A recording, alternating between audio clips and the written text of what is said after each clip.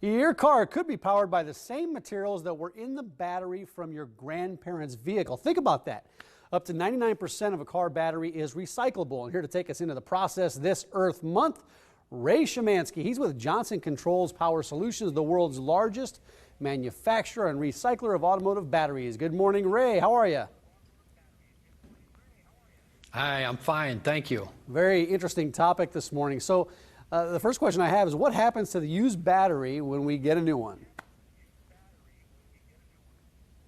Well, in most cases, as you mentioned, it gets recycled.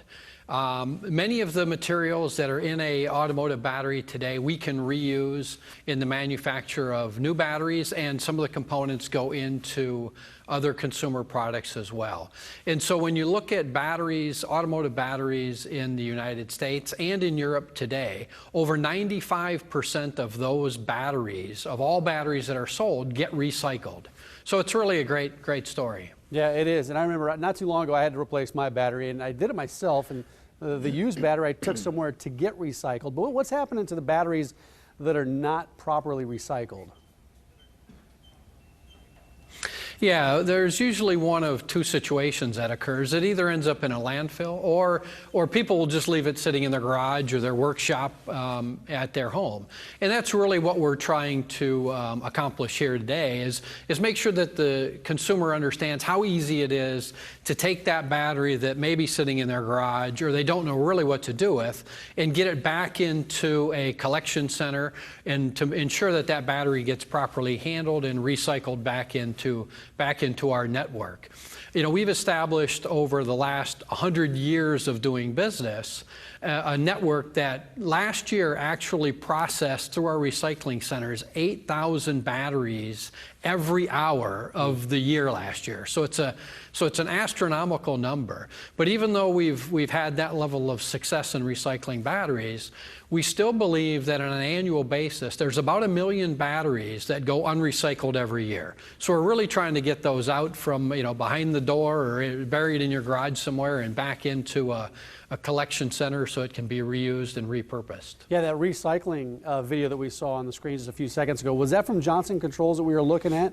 And secondary to that, what are you guys doing to help the cause and making sure everybody gets their batteries recycled, get them to a proper drop-off point? Yeah. What you would have seen is a video roll of some Johnson Controls facilities. And as I mentioned, one of the things that we're doing is making sure that the public is aware of how easy it is to recycle batteries. And the fact that it is a highly recycled product. When you look at a battery, a typical automotive battery today, there's really three major components that we look at when we recycle. You've got the plastics that make up the lid and the case, and on the inside there's both a liquid and then there's metal that goes into the battery. And in the case of the metals and the plastics in particular, we can reclaim those, we melt them back down, we turn them into kind of their original state, and then we mold them. We use those materials to remold new cases and new lids in case of the plastics.